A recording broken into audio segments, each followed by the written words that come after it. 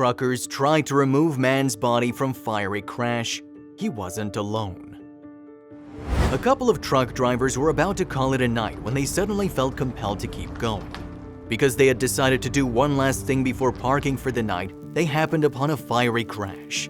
It was obvious the driver was already deceased, but they felt the need to remove his body from the wreckage. That's when they soon realized he wasn't alone. Stephen Hill and Jason Nelson, who were both moving truck drivers from Michigan, were completing deliveries in Florida and about to call it a night when something compelled them to break from their normal routine. Rather than get some sleep and wait until morning, Hill and Nelson decided they would drop off a trailer at a client's house in Jacksonville, a task they almost chose to do hours later, Patch reports. For reasons they cannot explain other than being the hand of God guiding them, the pair decided to complete the task that night, even though it was getting late. Because they decided to keep driving, Hill and Nelson soon found themselves in the right place at the right time. While driving along Interstate 95 sometime after 1 a.m., the two men saw something glowing in the brush along the road. Initially, they believed it was a homeless encampment that was ablaze, but as they drew near, they realized it was a barely recognizable vehicle.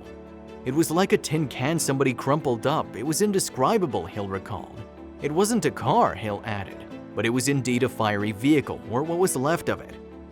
As they reached the blaze, they decided to check if anyone was inside the car.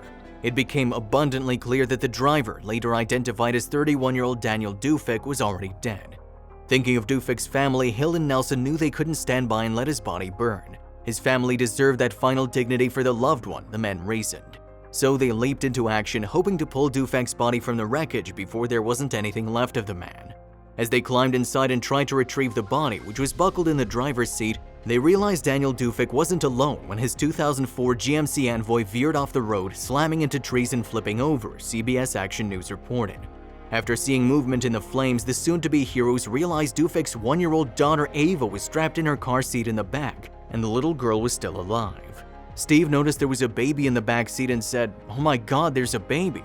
At first we didn't see the baby, the flames were up, they were up. An emotional Nelson said as he recalled finding little Ava trapped in the back seat of the burning car. "God put me there for a reason, put me and Jason there for a reason, obviously, to save that little baby," Hill said. And that's exactly what they did. "I just jumped back in over the deceased father," Hill said.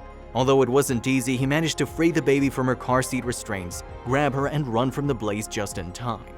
Meanwhile, Nelson removed Daniel Dufek's body from the wreckage and also got away just in time. Seconds later, the vehicle's gas tank caught fire and the car exploded.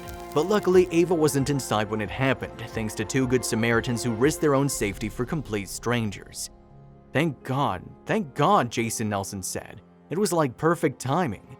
Indeed, had they been a moment sooner, they may have missed the wreck, and had they been a moment later, they would have been too late. Ava was cooing and crying a little bit as she and her new heroes waited for paramedics to arrive on scene. She was transported to UF Health Jacksonville, where she was determined to be in critical condition, NY Daily News reported. Ava had at least 4 broken bones, abrasions to an ear and her forehead, and bleeding in her brain, but she was expected to recover, according to USA Today.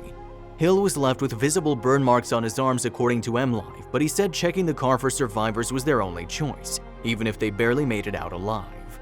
"There was no way I was gonna let a baby die, no way," Hill said. "I'd burn first for sure," he added. "I just want to know how she's doing, if she's okay," he said.